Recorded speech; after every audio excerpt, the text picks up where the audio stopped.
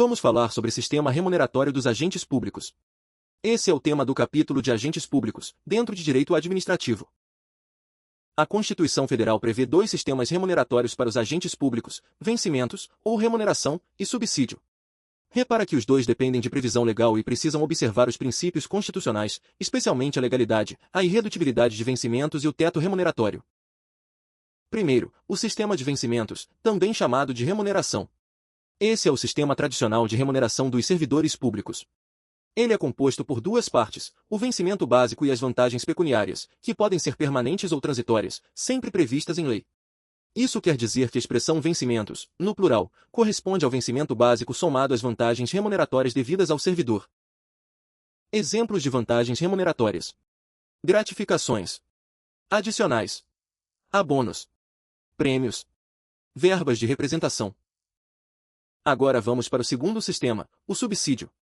Ele foi introduzido pela Emenda Constitucional nº 19, de 1998. Nesse sistema, a remuneração é paga em parcela única. Isso significa que é vedado o acréscimo de gratificações, adicionais, abonos, prêmios, verbas de representação ou qualquer outra espécie remuneratória. O objetivo do subsídio é conferir maior transparência e impedir a criação de vantagens remuneratórias que dificultem o controle dos gastos públicos. Quem recebe subsídio? Membros de poder. Detentores de mandato eletivo. Ministros de Estado. Secretários estaduais e municipais. Outras carreiras, desde que haja previsão constitucional. Agora vamos tratar de um ponto que tem grande relevância prática, a distinção entre verbas remuneratórias e verbas indenizatórias. As verbas remuneratórias correspondem à contraprestação pelo exercício das funções públicas. Elas remuneram o trabalho prestado, possuem natureza remuneratória, em regra são permanentes e se submetem ao teto remuneratório. Já as verbas indenizatórias se destinam a recompor despesas suportadas pelo agente no exercício da função.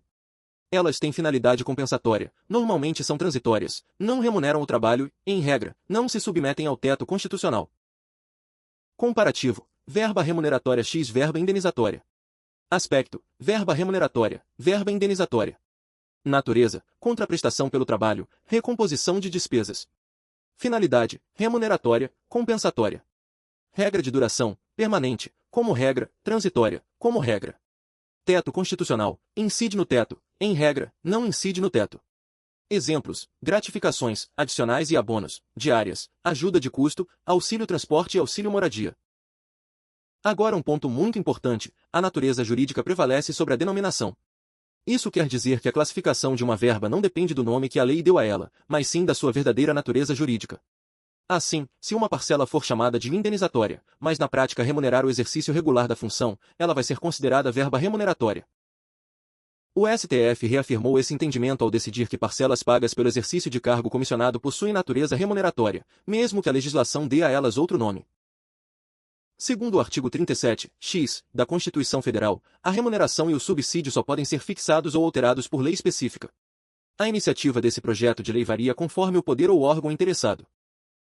Critérios para fixação da remuneração por lei: natureza do cargo, grau de responsabilidade, complexidade das atribuições, requisitos para investidura, peculiaridades da carreira. Pontos de atenção: o sistema remuneratório constitucional admite apenas duas formas, vencimentos, ou remuneração, e subsídio. O subsídio é pago em parcela única, sendo vedado o acréscimo de vantagens remuneratórias, ressalvadas as verbas indenizatórias previstas em lei. Nem toda verba chamada de indenizatória possui, de fato, essa natureza. A verdadeira natureza jurídica da parcela prevalece sobre a denominação que a lei deu a ela. A fixação ou aumento de remuneração sempre depende de lei específica, não é possível instituir isso por negociação coletiva ou por ato administrativo. Erros clássicos: confundir vencimento com remuneração. Afirmar que o subsídio admite gratificações e adicionais permanentes. Considerar toda verba chamada de indenizatória como automaticamente excluída do teto constitucional.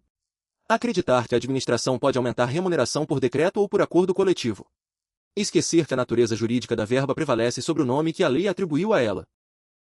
Fluxo cognitivo para resolver questões. Identifique se o agente recebe por vencimentos, ou remuneração, ou por subsídio. Verifique se a parcela tem natureza remuneratória ou indenizatória. Analise se essa verba deve ser considerada para fins de teto constitucional. Confira se a fixação ou alteração da remuneração ocorreu por lei específica. Em caso de dúvida, considere sempre a natureza jurídica efetiva da parcela, e não a nomenclatura usada. A Constituição prevê dois sistemas remuneratórios, vencimentos, ou remuneração, e subsídio. A remuneração é composta pelo vencimento básico acrescido das vantagens pecuniárias previstas em lei, enquanto o subsídio é pago em parcela única. A natureza jurídica da verba prevalece sobre sua denominação, de modo que parcelas rotuladas como indenizatórias podem ser consideradas remuneratórias se remunerarem o exercício da função. A fixação e alteração da remuneração dependem sempre de lei específica e devem observar os limites constitucionais, inclusive o teto remuneratório. O que a Sebrasp mais explora? Diferença entre vencimento, remuneração e subsídio. Vedação ao acréscimo de vantagens no regime de subsídio. Distinção entre verbas remuneratórias e indenizatórias. Incidência ou não do teto constitucional. Exigência de lei específica para fixação ou alteração da remuneração.